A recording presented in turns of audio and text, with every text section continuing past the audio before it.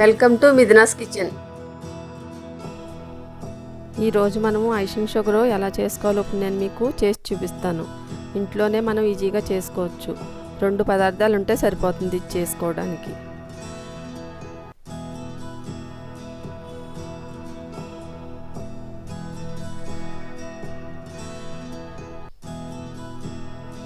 ఈ icing sugar చేశాక ఇప్పుడు చాక్లెట్లు కూడా చేసుకుందాం. అది కూడా మీకు ఎలా చేయాలో చూపిస్తాను.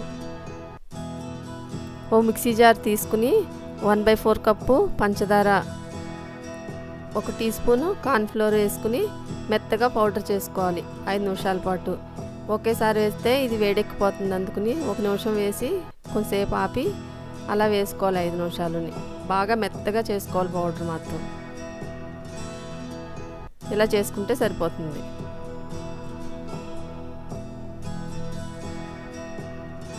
ఇప్పుడు ఇదంతా బౌల్లో తీసేసుకుందాం.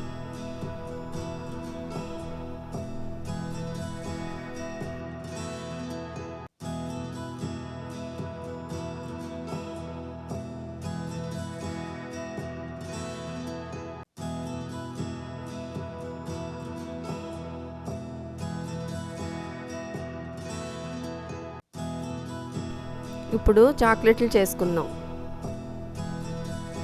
ఒక గిన్నె తీసుకుని మనం ఇందాక మిక్సీ పట్టుకున్న ఐసింగ్ షుగరు 1/4 కప్పు ఉంది, అది అందులో వేసుకుని 3 టేబుల్ స్పూన్లు కోకో పౌడర్ వేసుకుని జల్లెడ పట్టుకోవాలి.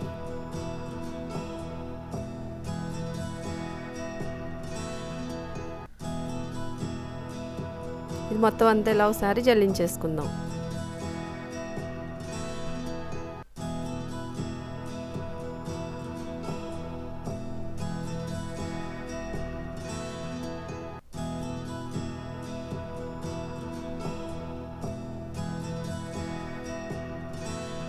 ఇదంతా ఒకసారి కలుపుకోవాలి.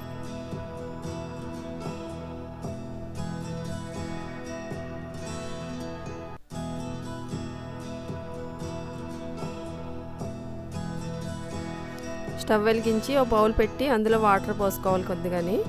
దానిపైన మనం ఒక గిన్నె పెట్టుకుని అందులో 2 టేబుల్ స్పూన్లు నెయ్యి వేసుకోవాలి. ఇదంతా బాగా కరిగించుకోవాలి.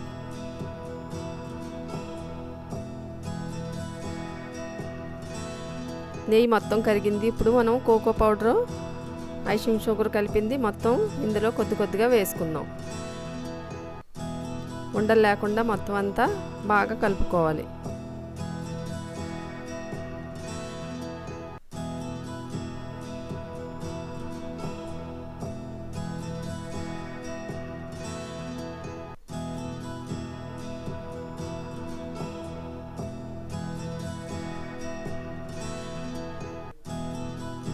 ఇలా అయితే సరిపోతుంది. ఇప్పుడు ఇందులో ఒక 1/2 teaspoon vanilla essence, 1/2 teaspoon నెయ్యి వేసుకుని ఒకసారి బాగా కలుపుకోవాలి.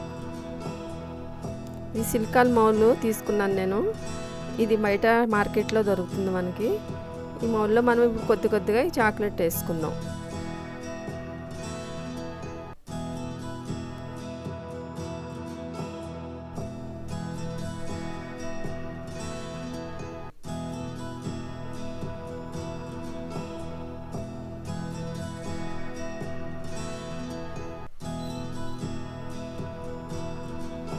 మొత్తం అన్నిట్లో వేసుకున్నాక ఒకసారి టిష్యూతో పైన పడిందంతా క్లీన్ చేసుకుని ఒకసారి అలాగా ట్యాప్ చేసుకోవాలి.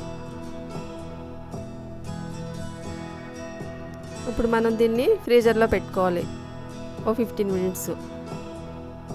రెడీ అయిపోయినప్పుడు ప్లేట్లోకి తీసేసుకుందాం. పిల్లలకి మనం ఇలా ఈజీగా ఇంట్లోనే రకరకాల షేపుల్లో ఉన్నవి చాక్లెట్స్ రెడీ చేసి పెట్టుకోవచ్చు. ఇలా మీకు ఎన్ని కావాలితే అన్నీ ఇలాగే రెడీ చేసుకోవచ్చు. మీరు ట్రై చేసి చూడండి. నచ్చితే నా ఛానల్ని లైక్ చేయండి, షేర్ చేయండి, సబ్స్క్రైబ్ చేయండి.